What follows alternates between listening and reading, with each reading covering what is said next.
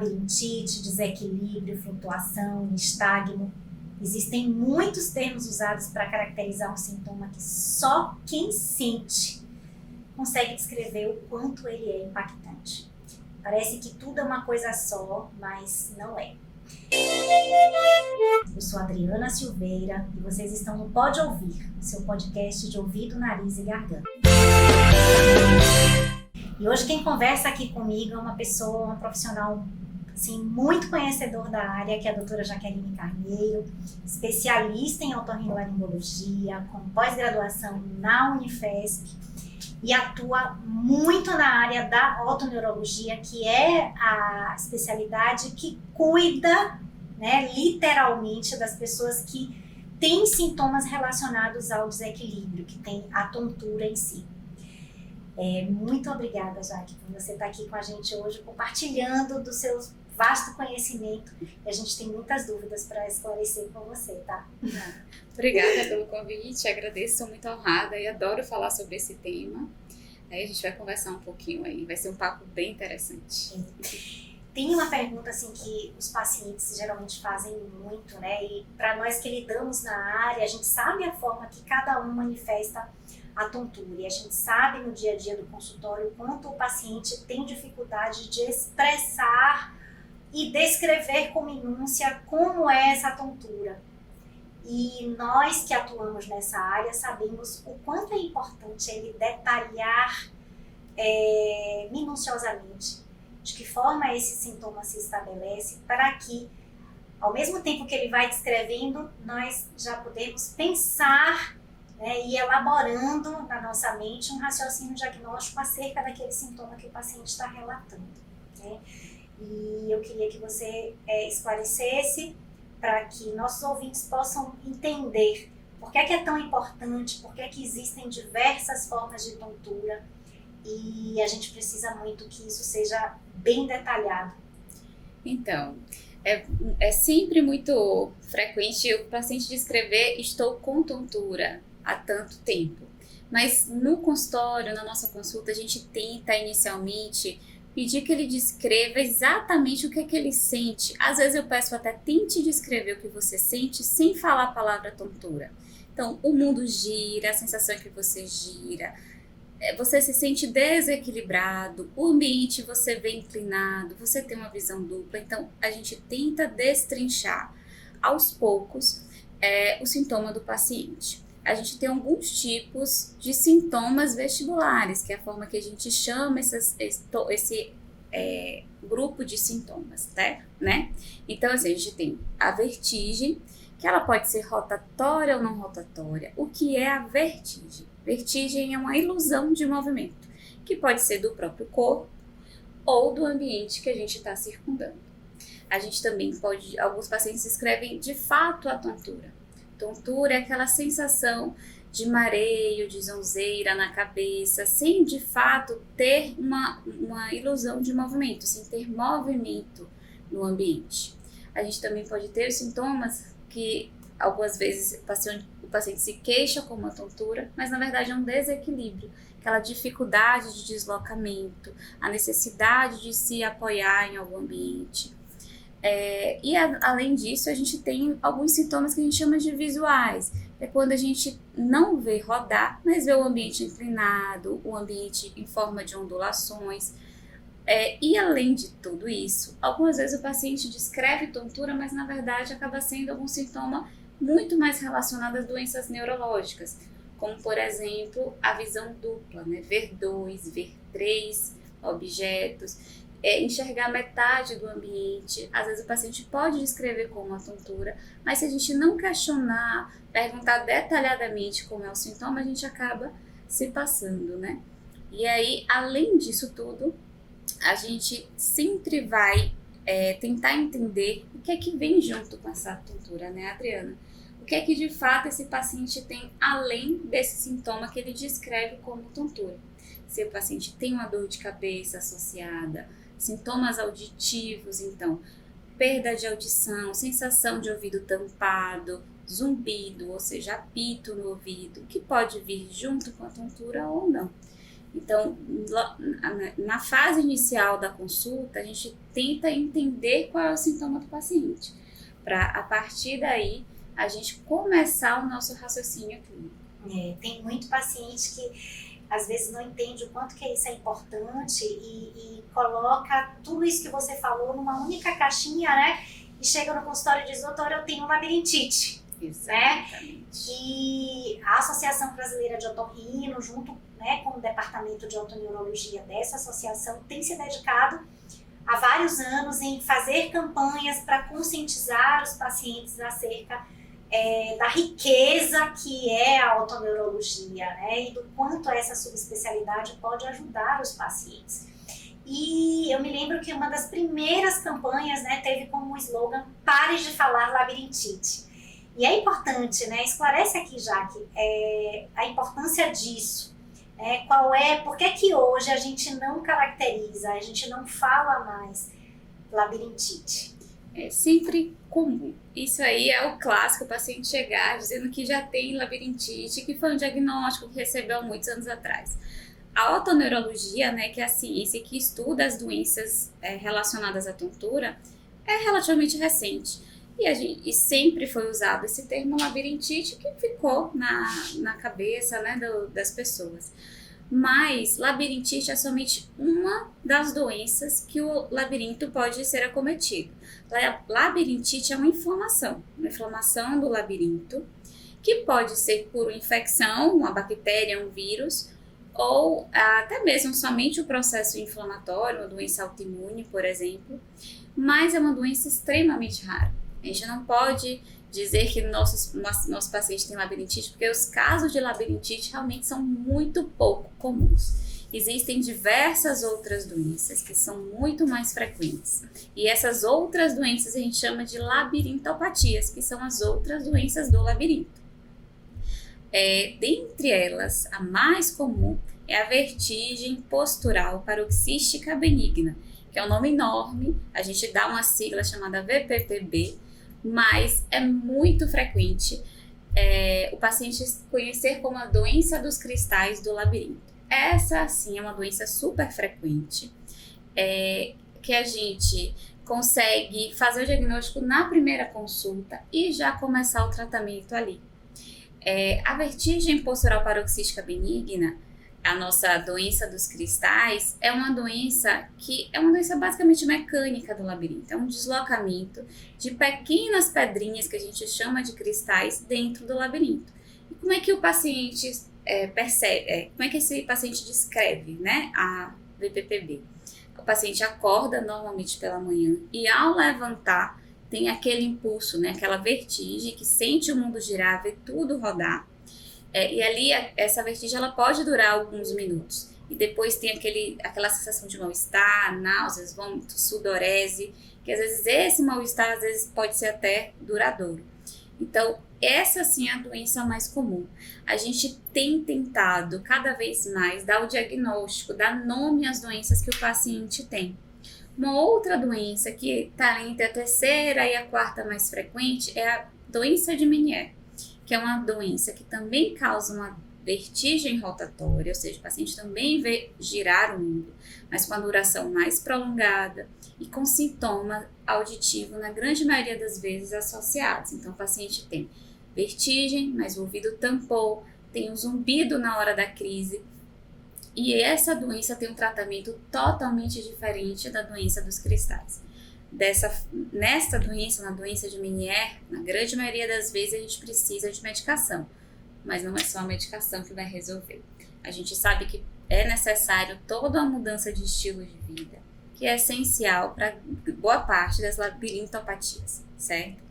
Então, a gente tende cada vez mais descrever, explicar para o paciente qual doença ele tem, dar um nome, tentar explicar qual é o tipo de doença dele, como é que funciona aquele processo de doença, para ele entender a importância do tratamento e a forma que a gente vai conduzir, né?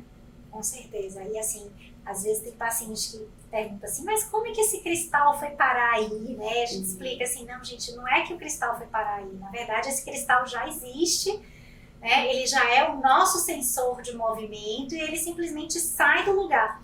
E aí o sensor passa a funcionar, né, de uma forma equivocada e por isso dá essa sensação desagradável, né, que muitos pacientes têm.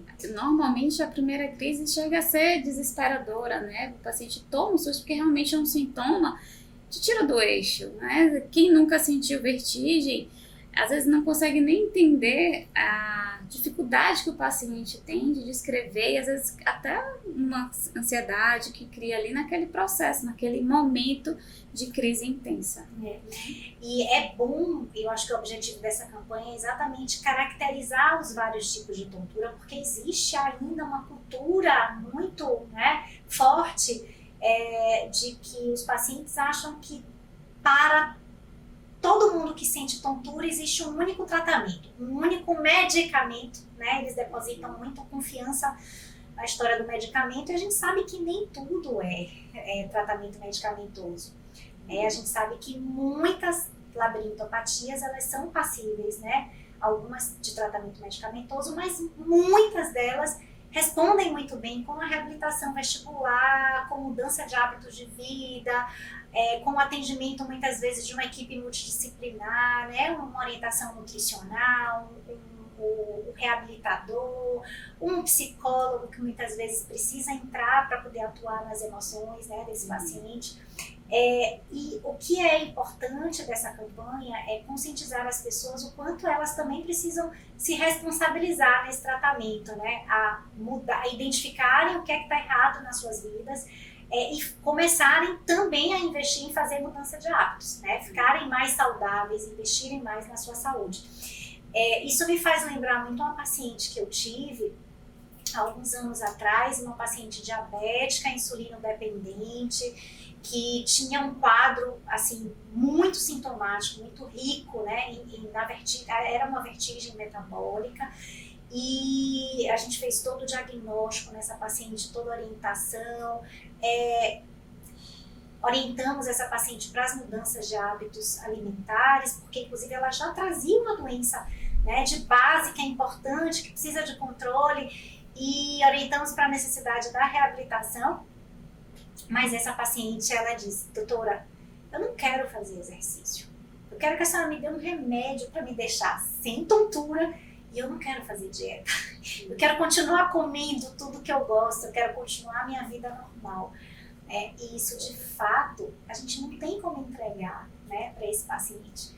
E, na verdade, se a gente deixa de lado e não investe o nosso tempo de consulta para convencer esse paciente de que, de fato, ele precisa fazer mudança de hábitos, né, ela só iria piorar, agravar o quadro dela de diabetes. E foi o que aconteceu, né, durante alguns meses depois. Infelizmente, não são todos os pacientes, né, que aderem 100% ao tratamento, mas o que é importante a gente trazer é que, infelizmente, isso gera consequências que muitas vezes são irreversíveis, né?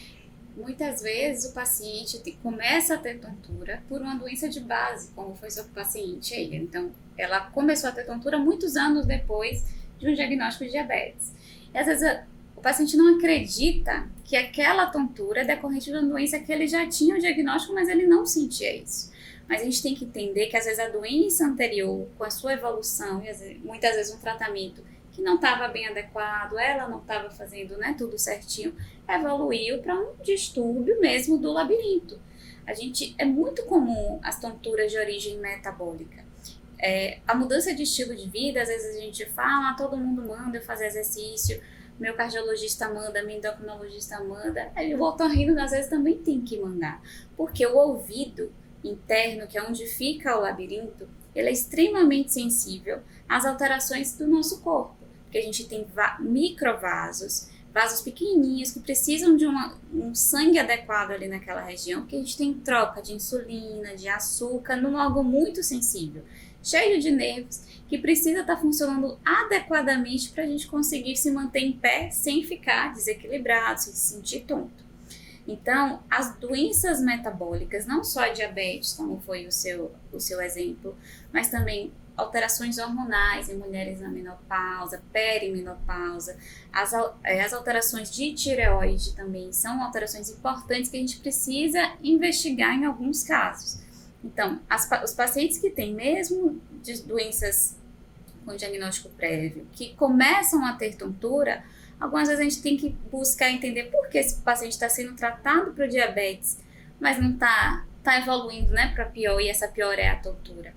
Às vezes é a mudança de estilo de vida. Realmente o paciente só faz tomar remédio, faz o examezinho de sangue, tá tudo bem, e aí fica se mantendo assim, mas a gente tem as sequelas, porque a insulina não tá legal, a insulina que ele toma às vezes é a insulina sintética, e vai aumentando dose e não resolve o base, né? A base do nosso problema. E os sintomas às vezes vêm, né, a tontura, para tirar esse paciente da zona de conforto, né? É o que eu sempre digo para eles, eu digo, ó, seu corpo tá gritando, seu corpo tá pedindo ajuda, né? Ele não tá suportando essa carga medicamentosa que você tá dando para ele, você não tá, né, favorecendo o seu organismo. Então, assim, vamos colaborar, né? E lembrar que o contrário também acontece, né? Já que muitas vezes o paciente abre o quadro de diabetes com a tontura. Às vezes o paciente chega para nós sem nenhum diagnóstico,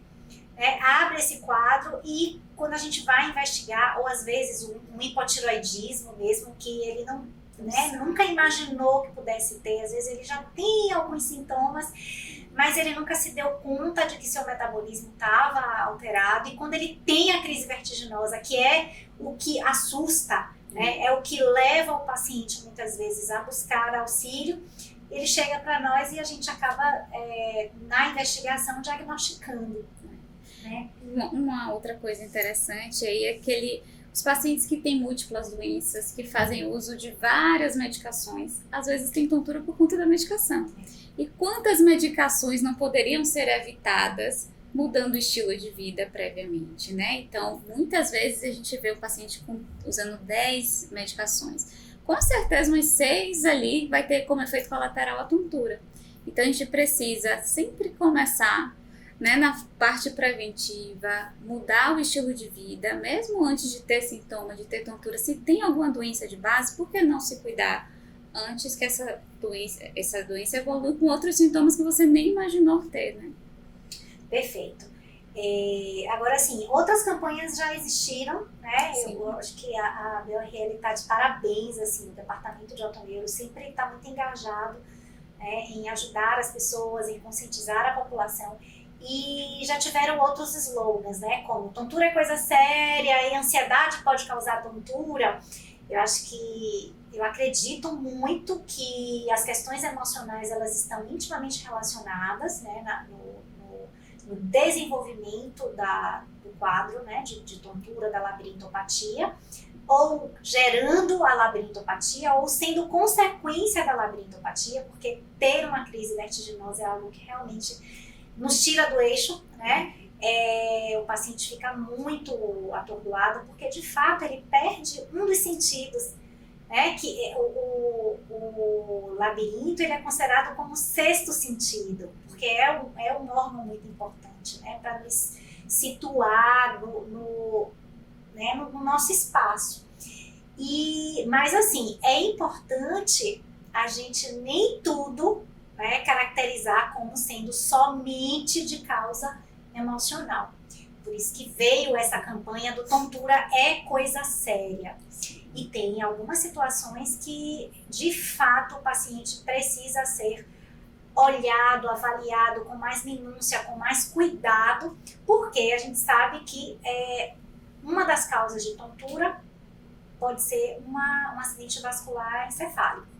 Correto? Correto, exatamente. Então, aquele paciente que tem uma idade mais avançada, que tem múltiplas comorbidades, por exemplo, o paciente obeso, hipertenso, diabético, né, que já faz uso de muitas medicações, muitas vezes evolui com quadro de vertigem aguda, ou seja, início rápido da vertigem, começou hoje, uma vertigem intensa, a gente precisa dar atenção maior a esse paciente. E o que é essencial, examinar, ver, olhar. A gente vai precisar estar de frente a esse paciente, que no exame físico, né, a avaliação clínica do paciente é super importante nessas situações.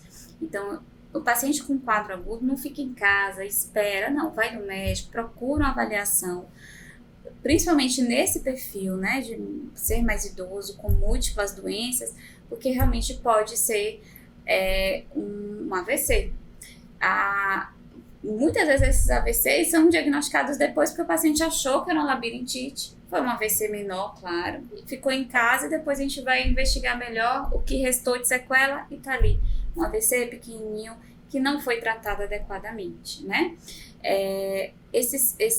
As vertigens agudas todas têm que ser avaliadas. O médico começou hoje, a gente precisa avaliar, a gente precisa definir se trata realmente de uma doença do labirinto ou se a gente está diante de alguma doença do sistema nervoso central e dentre elas a mais comum seria o AVC, né? Principalmente aqueles pacientes que exatamente não respeitam né, a necessidade da gente ter hábitos saudáveis de vida, né? Os sedentários, aqueles que desrespeitam seu plano alimentar, acabam comendo de tudo, não valorizam o quanto é importante né, cuidar da saúde como um todo, né? Exatamente para evitar uma consequência como essa. Exatamente. Ok, foi muito bacana, eu acho que foi bastante esclarecedor esse papo com você, Jaque, muito obrigada. Espero que você possa participar conosco, né, de outros episódios. Esse é um mês em que se comemora a Semana da Tontura, né, existe o Dia Nacional da Tontura, e eu encerro aqui esse episódio de hoje exatamente homenageando o Dr. Robert Barani, que ele foi homenageado para o Dia Nacional da Tontura justamente porque foi o grande pioneiro nos estudos da otoneurologia. Para vocês terem uma ideia, a Jaqueline falou que a otoneurologia é uma especialidade recente, mas ele começou a estudar, né, com muita curiosidade, com muito menos recurso do que nós temos hoje. Em 1914 ele ganhou o Prêmio Nobel de Medicina, né, por conta dessa dedicação. E graças a ele saiu arrastando milhares de outros estudiosos e que hoje fizeram da otoneurologia essa especialidade que é grandiosa e que tem evoluído muito em termos de conhecimento técnico, em termos de equipamentos para que nós possamos fazer um diagnóstico cada vez mais preciso e acurado, né? Jaque, muito obrigada. Eu que agradeço. E obrigada, né? Honramos aqui o Dr. Robert Barani, né, por ter nos proporcionado e aberto esse caminho, né, para tanto conhecimento. Obrigada a você. Obrigada.